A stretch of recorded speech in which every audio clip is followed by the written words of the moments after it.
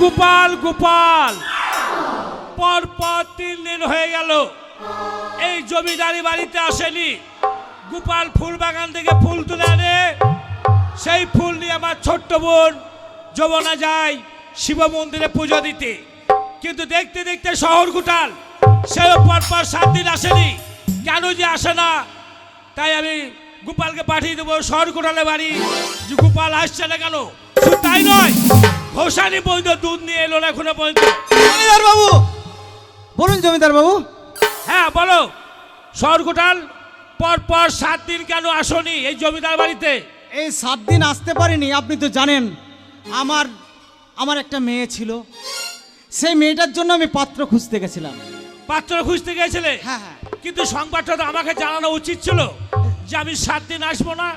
আমি তোমার জন্য চিন্তা করছি যে কেন এলো না, কি হয়েছে। না মানে হঠাৎ ছেলের বাবা ডেকে। কিন্তু গোপাল কোথায়? তাই তো গোপালকে দেখতে পাচ্ছি না।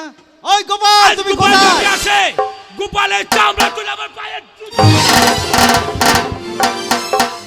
নমস্কার জমিদার বাবু। হ্যাঁ, ওখানে যাবো না। এদিকে এসো। না, না। বলো, পর 3 দিন কেন আসনি? বাবু, আমার দামি জিনিস হারিয়ে গেছিল বাবু, আমি তার জন্য আমি এই জমিদারে আসতে পারিনি। তোমার বড় বিপদ, দামি জিনিস হারিয়ে গেছে হ্যাঁ জমিদার বাবু। আর আমি জানলাম না। না, বলো তোমার কি জিনিস চুরি হয়েছে? বড় আমার জীবনের সম্পদ হারিয়ে গেছে। সোনা, তার চেয়েও দামি। টাকা, তার চেয়েও দামি। সোনা দানা গয়না তার থেকেও দামি। হ্যাঁ, কি জিনিস তোমার চুরি হয়েছে? মুরগি।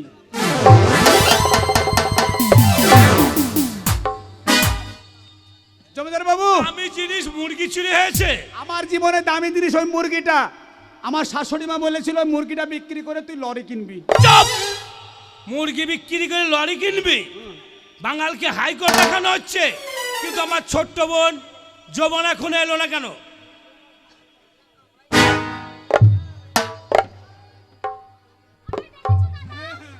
হ্যাঁ আমি দেখেছি।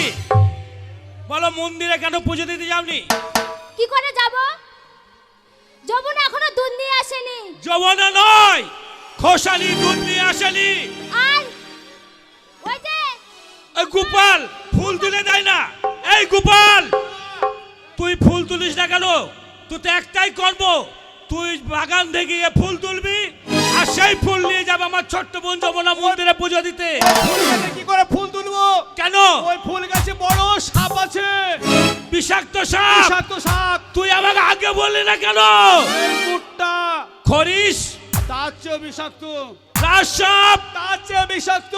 তার থেকে বিষাক্ত বাগরাজ। তবে কি সাপ? ঘোড়া সাপ।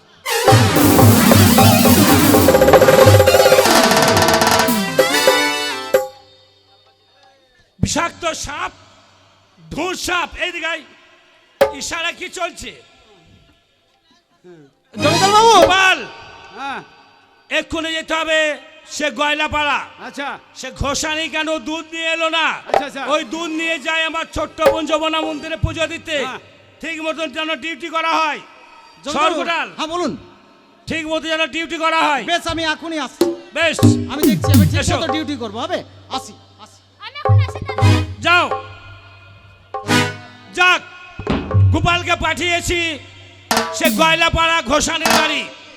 ঘোষানিকে নিয়ে আসবে দুধ, আর সেই দুধ নিয়ে যাবে আমার ছোট্ট বোন যমুনা শিব মন্দিরে পুজো দিতে।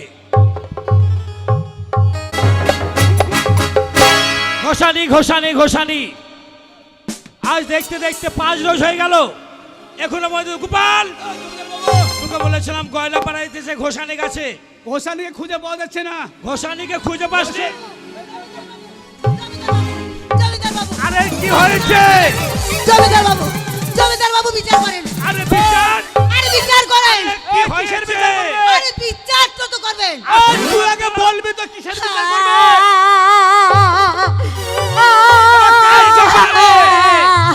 কাঁদছো কেন?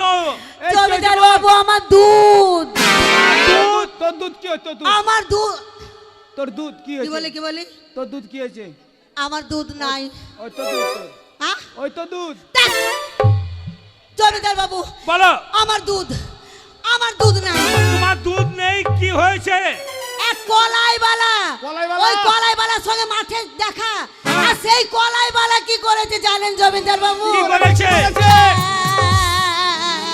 আরে কাঁদছো? করেছে বল। ওই কলাইবালা হ্যাঁ আমাকে চেপে ধরে হ্যাঁ চিৎ করে ফেলে বুকের ওপর বসে ঢক ঢক ঢক ঢক ঢক ঢক ও শালা করে সব দুধ খেয়ে নিয়েছে। ও শালা এত বড় ধসানি! সাহস!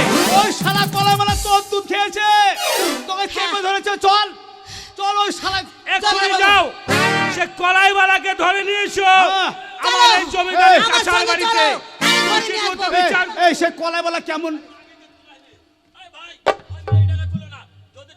ঝড়, ঝড়,